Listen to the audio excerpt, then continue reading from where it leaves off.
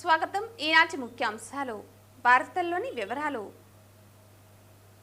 పలమనేరులో అంబేద్కర్ 134వ జయంతి వేడుకలను సోమవారం ఘనంగా నిర్వహించారు. పలమనేరు తిరుపతి గంగమ్మ ఆలయ ఉత్సవ కమిటీని పలమనేరు శాసనసభ్యులు అమర్నాథ్ రెడ్డి సోమవారం ప్రకటించారు. గంగమ్మ ఆలయ ఉత్సవ కమిటీ చైర్మన్ గా గంటా ఊరుకు చెందిన శ్రీధర్ను, వైస్ చైర్మన్ గా శ్యామలమ్మ చిన్నెలను ఆయన ప్రకటించారు. రాజ్యాంగ నిర్మాత భారతరత్న డాక్టర్ బిఆర్ అంబేద్కర్ 134వ జయంతి సందర్భంగా పలమనేరు మాజీ ఎమ్మెల్యే వెంకటేగౌడ మదనపల్లి రోడ్డులోని అంబేద్కర్ విగ్రహానికి పూలమాలలు వేసి నివాళులర్పించారు. పలమనేరు నియోజకవర్గంలోని వీకోట మండలం తెలుగుదేశం పార్టీ సర్వేసభ్య సమావేశంలో పలమనేరు శాసనసభ్యులు అమర్నాథ్ రెడ్డి పాల్గొన్నారు.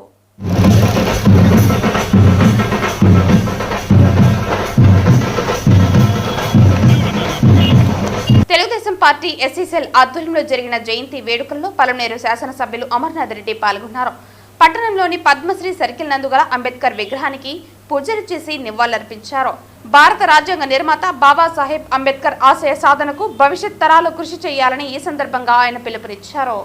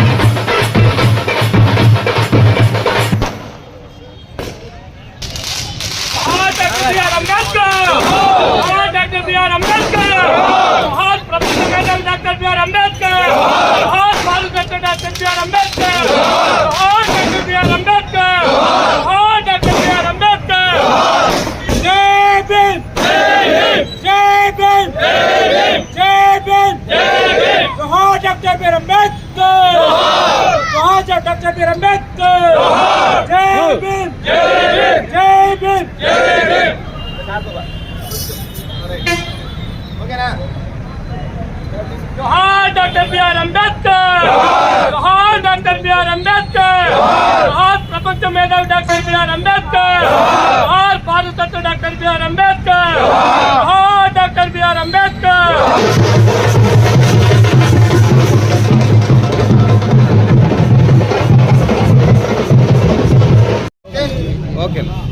భారతదేశ రాజ్యాంగ సృష్టికర్త డాక్టర్ బిఆర్ అంబేద్కర్ గారి 134వ జయంతి సందర్భంగా ఈ దేశ ప్రజలందరికీ కూడా శుభాకాంక్షలు తెలియజేసుకుంటున్నాం. ఎందుకంటే ఈరోజు మనం స్వేచ్ఛగా మన దేశంలో మనం ప్రజాస్వామ్యబద్ధంగా మనం ఈరోజు నిలబడగలుగుతున్నామంటే దానికి కారణం అంబేద్కర్ గారు రచించినటువంటి రాజ్యాంగం. భారతదేశంలో రకరకాలైనటువంటి మిళితమైనటువంటి సంస్కృతి సాంప్రదాయాలు ఉన్నా, రకరకాలైనటువంటి నైసర్గిక పరిస్థితులు ఉన్నా, అందరినీ కూడా ఏకతాటిపై తెచ్చేటువంటి ఒక రాజ్యాంగాన్ని రచించి ఈరోజు మన భావి తరాలకు, అంటే దాదాపు 134 సంవత్సరాలు ఆయన పుట్టి ఈరోజు మనకు భూమి కుటుంబం మీదకి వచ్చినటువంటి సందర్భంలో మరి ఈరోజు ఇంత పెద్ద దేశమైనటువంటి ప్రపంచంలో ఇంత పెద్ద దేశమైనటువంటి ఈ దేశానికి మరి ఈరోజు రాజ్యాంగం రచించి ఇన్ని రోజులు కూడా మనం మన కాళ్ళ పైన మనం నిలబడగలుగుతున్నామంటే, ఈరోజు ప్రపంచ దేశాల్లో భారతదేశాన్ని ఎన్నుగా నిలబెట్టగలుగుతున్నామంటే దానికి మనకు డాక్టర్ బిఆర్ అంబేద్కర్ గారు ఇచ్చినటువంటి స్ఫూర్తి, ఆయన ఇచ్చినటువంటి రాజ్యాంగం ద్వారానే కూడా మనం ఈరోజు అది చేసుకోగలిగాం. దీన్ని రాబోయే భావితరాల వాళ్ళు కూడా దాన్ని ఆచరించాలా.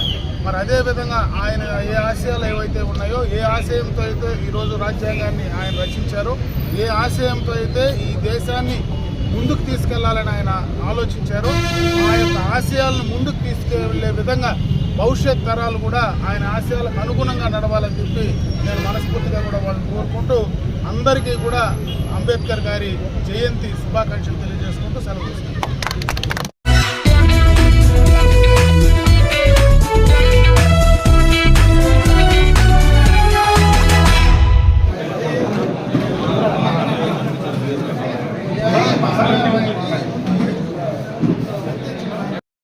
గంగమ్మ ఆలయ ఉత్సవ కమిటీ చైర్మన్ గా గంటావూరుకు చెందిన శ్రీధర్ను, వైస్ చైర్మన్ గా శ్యామలమ్మ చిన్నేలను ఆయన ప్రకటించారు.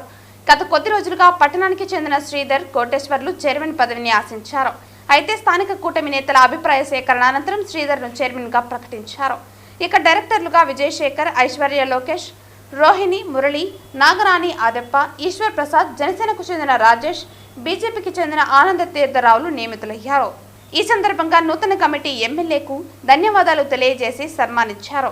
మరోవైపు కూటమి నాయకులు నూతన కమిటీ సభ్యులను సన్మానించి అభినందనలు తెలియజేశారు.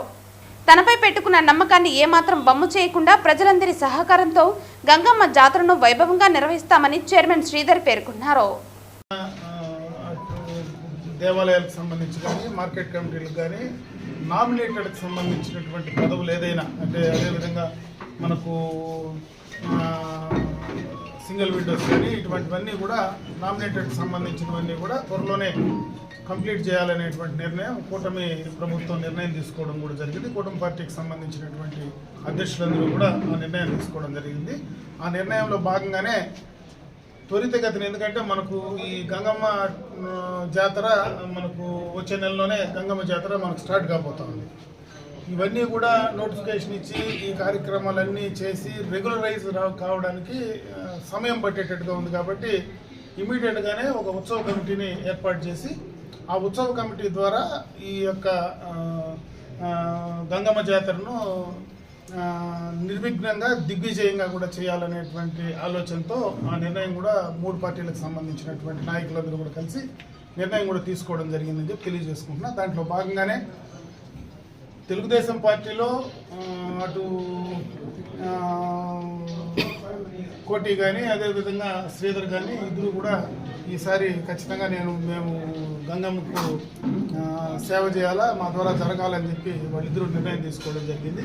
ఇద్దరిని వేయలేం కాబట్టి ఇప్పుడు ఏదైతే ఈ కమిటీలో మనం వేసేటువంటి ఉత్సవ కమిటీలో శ్రీధర్ను అధ్యక్షుడిగా కమిటీని కూడా నిర్ణయం తీసుకోవడం జరిగింది. భవిష్యత్తులో తప్పనిసరిగా, ఎందుకంటే ఆది నుంచి కూడా కోటి ఎప్పటి నుంచినో తెలుగుదేశం పార్టీకి వెన్నంటి ఉండేటువంటి వ్యక్తి, తెలుగుదేశం పార్టీని నమ్ముకున్నటువంటి వ్యక్తి. ఎన్నికల్లో కూడా తక్కువ గ్యాప్తో మన కౌన్సిలర్గా కూడా మనం పోగొట్టుకోవడం కూడా జరిగింది. కాబట్టి తప్పనిసరిగా ఆయనకు రాబోయే కాలంలో ఖచ్చితంగా ఆయన్ని కూడా దృష్టిలో పెట్టుకొని చేసే కార్యక్రమం 100% చేస్తామని చెప్పి తెలియజేసుకుంటూ, ఇప్పుడు అందరూ కూడా సహకరించి అటు 3 పార్టీ నాయకులు కావచ్చు, తెలుగుదేశం పార్టీలో ఉండేటువంటి మిగతా నాయకులందరూ కూడా కలిసికట్టుగా ఈ యొక్క జాతరను దిగ్విజయంగా చేయాలా. ఎందుకంటే పట్టణంలో చాలా మంది భక్తులు, అమ్మవారి పైన నమ్మకంతో ఉండేటువంటి భక్తులు చాలామంది పట్టణంలో నమ్మకం ఉంది. కాబట్టి దాన్ని మనం ఆ నమ్మకాన్ని పోగొట్టుకోకుండా వాళ్ళ నమ్మకాన్ని కాపాడే విధంగా నిజాయితీగా, పద్ధతిగా మనకి గతం నుంచి ఏవైతే పెద్దోళ్ళు ఇచ్చినటువంటి ఇవి ఉన్నాయో దానికి అనుగుణంగా చేయాలని చెప్పి ఆ పేరు నిలబెట్టి మంచి పేరు తీసుకురావాలని చెప్పి ఈరోజు ఏదైతే ఈ ఉత్సవ కమిటీకి సంబంధించినటువంటి అధ్యక్షులు, వాళ్ళకి సంబంధించినటువంటి సభ్యులందరినీ కూడా నేను కోరుకోవడం జరుగుతుంది. ఆ రకంగా చేయమని చెప్పి వాళ్ళందరినీ నేను మనస్ఫూర్తిగా కూడా కోరుకోవడం. ఆ గంగమ్మ ఆశీర్వాదం ఖచ్చితంగా చేసేటువంటి మీకు, మరి భక్తులకు అందరికీ కూడా ఆమె చల్లని దీవెన ఉండాలని, రేపు మంచి కార్యక్రమం దాని ద్వారా చేయాలని చెప్పి తెలియజేస్తున్నాను. మన ప్రీతం నేత పెద్దలు మన పలమనేరు శాసనసభ్యులు మాజీ మంత్రులు అమర్నాథ్ రెడ్డి గారిచే వాళ్ళు స్వస్థాలతో చల్లని దీవెనతో ఈరోజు ఎంతో చరిత్ర గల పలమనేరు తిరుపతి గంగమ్మ అంటే 3 రాష్ట్రాల త్రివేణి సంగమంలోకి ఇక్కడ ఈ జాతరకి ఎంతో పేరు ప్రఖ్యాతం ఉంది. దాదాపు 200 సంవత్సరాలుగా దానికి మా పెద్దలు ప్రీతం అమరన్న గారి ద్వారా శ్రీధర్ గారిని అధ్యక్షులుగా మిగిలిన మెంబర్ని కె విజయశేఖరు, పి శాంతమ్మ, ఐశ్వర్య, రోహిణి, నాగరాణి, ఈశ్వర్ ప్రసాద్, రాజేష్, ఆనంద తీర్థరావు వీళ్ళంతా 3 పార్టీలు కలుసుకొని కమిటీ ఎండోమెంట్ కమిటీని ఎన్నుకోవడం జరిగింది. వాళ్ళందరూ కూడా పలమనేరు తెలుగుదేశం పార్టీ మున్సిపల్ తరఫున అమరన్న గారికి ప్రత్యేక కృతజ్ఞతలు తెలియజేస్తున్నాం.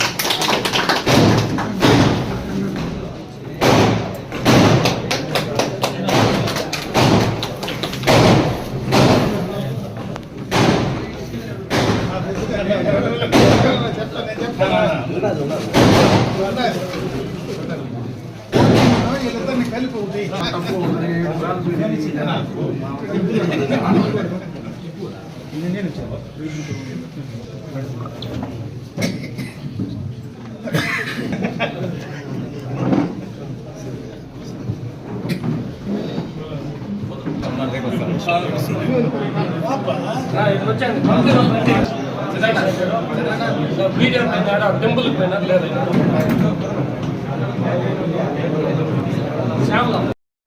ఈరోజు గౌరవనీయులు పెద్దలు పూజ్యులు నాకు దైవ సమానులైన అమరన్న గారు నన్ను నమ్మి ఈ పదవి నాకు ఇవ్వడం నేను చాలా సంతోషంగా ఫీల్ అవుతున్నాను. అలాగే మా తెలుగుదేశం కుటుంబ సభ్యులకి, అలాగే కూటమి కుటుంబ సభ్యులకి అందరికీ నా యొక్క నమస్కారాలు. నా మీద పెట్టిన నమ్మకాన్ని నేను ఒమ్ము చేయకుండా అమరన్న గారికి మంచి పేరు వచ్చేట్లు నేను ప్రవర్తిస్తానని, అందరినీ కలుపుకొని పండుగ చేస్తాననేసి కోరుకుంటున్నాను.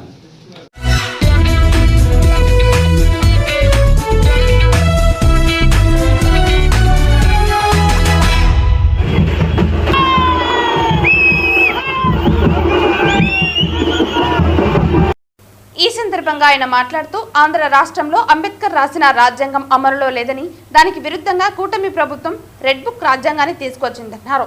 బడుగు బలహీన వర్గాల అభ్యున్నతికి కృషి చేసిన అంబేద్కర్ బాటలో కూటమి నాయకులు నడవడం లేదన్నారు. కూటమి ప్రభుత్వం అన్ని వర్గాలకు అన్యాయం చేస్తోందన్నారు. గత వైసీపీ హయాంలో సచివాలయాల ద్వారా ఇంటి వద్దకే పరిపాలన తీసుకొచ్చి గ్రామ స్వరాజ్యం సాధించామని, ప్రతి ఒక్కరికి మంచి చేసే విధంగా వైఎస్ జగన్ పాలన సాగిందన్నారు. ఇప్పుడు అలాంటి పరిస్థితి లేదని, విజయవాడ నగరంలో 125 అడుగుల అంబేద్కర్ విగ్రహం స్థాపించిన ఘనత కూడా జగన్దే అంటూ ప్రశంసించారు. మళ్లీ అట్టడుగు వర్గాల అభివృద్ధి జరగాలంటే జగన్ ప్రభుత్వాన్ని అధికారంలోకి తీసుకువస్తేనే జరుగుతుందని స్పష్టం చేశారు.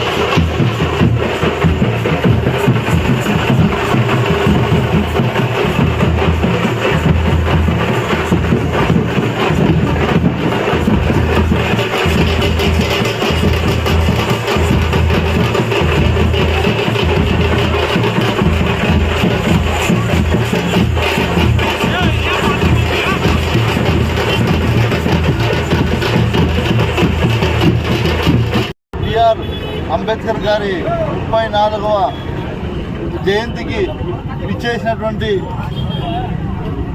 పలమనేరు నియోజకవర్గ ప్రజలందరూ విచ్చేసినటువంటి ముఖ్య నాయకులు కావచ్చు, గంగవరం మండల నాయకులు, అదేవిధంగా పలమనేరు రూరల్ మండల నాయకులు, అదేవిధంగా టౌన్ నాయకులు అందరూ కూడా ఇక్కడ విచ్చేశారు. అందరికీ కూడా పేరు పేరున ధన్యవాదాలు తెలియజేసుకుంటూ, ముఖ్యంగా మీడియా సోదరులందరికీ కూడా ధన్యవాదాలు. ఈరోజు చూస్తున్నాం, మన ఆంధ్ర రాష్ట్రంలో ఏదైతే బిఆర్ అంబేద్కర్ గారు రచించినటువంటి రాజ్యాంగానికి వ్యతిరేకంగా ఆయన రాసినటువంటి రాజ్యాంగాన్ని వ్యతిరేకిస్తూ ఆ రాజ్యాంగ బుక్కు ఒక వ్యతిరేక బుక్, రెడ్ బుక్ అనే బుక్ను తీసుకొచ్చినటువంటి ఘనత ఈ కూటమి ప్రభుత్వం ఉందని కూడా నేను తెలియజేస్తా ఉన్నా. ఏదైతే అంబేద్కర్ గారు ఉన్నటువంటి ఆలోచనతో ఏదైతే అట్టడుగు బడుగు బలహీన వర్గాలకు అందరికీ కూడా న్యాయం జరగాలి అనే విధంగా ఆయన రచిస్తే వాటినన్నింటినీ కూడా చూట్లు పొడుస్తూ ఈ గడిచిన 1 సంవత్సరం నుంచి ప్రజలందరూ కూడా గమనిస్తున్నారు. అన్ని వర్గాలకు కూడా అన్యాయం చేస్తున్నటువంటి ప్రభుత్వ ఏదైనా ఉంది అంటే అది కూటమి ప్రభుత్వం అని కూడా గొప్పగా చెప్పుకోవచ్చు మనం.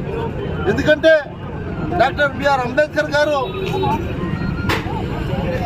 30 రాష్ట్రాలు ఆయన రచించినటువంటి రాజ్యాంగంతో ఈరోజు రాజ్యం ఏలుతుంటే ఒక్క ఆంధ్ర రాష్ట్రంలో మాత్రమే ఈ రెడ్ బుక్ రాజ్యాంగాన్ని రాజ్యం ఏలుతుంది. దీని అంతా కూడా అరికట్టాలంటే ప్రజలు మీరు గమనించాలి. గడిచిన 5 సంవత్సరాలు ఎలాంటి పరిపాలన ఉండింది. గ్రామ స్వరాజ్యం అంటే మీ ఇంటి దగ్గరికే సచివాలయాలు తీసుకొని వచ్చి ఇంటి దగ్గరికే పరిపాలన అందించినటువంటి ఘనత జగన్మోహన్ రెడ్డి గారిది. ఎందుకంటే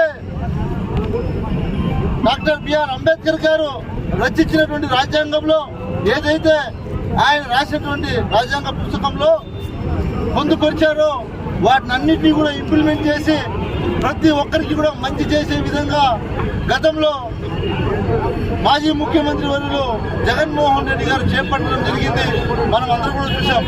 కానీ ఈరోజు ఈ రాష్ట్రంలో అలాంటి పరిస్థితి లేక అందరినీ కూడా విభజిస్తూ ఈరోజు మీరు గమనించాలి, విజయవాడ నడిబొడ్డున అంత ఎత్తు విగ్రహాన్ని ఎవరు స్థాపించారు? 125 విగ్రహాల 125 అడుగుల విగ్రహాన్ని ప్రతిష్టాపన చేసేటువంటి ఘనత జగన్మోహన్ రెడ్డి గారిని గుర్తుపెట్టుకోండి.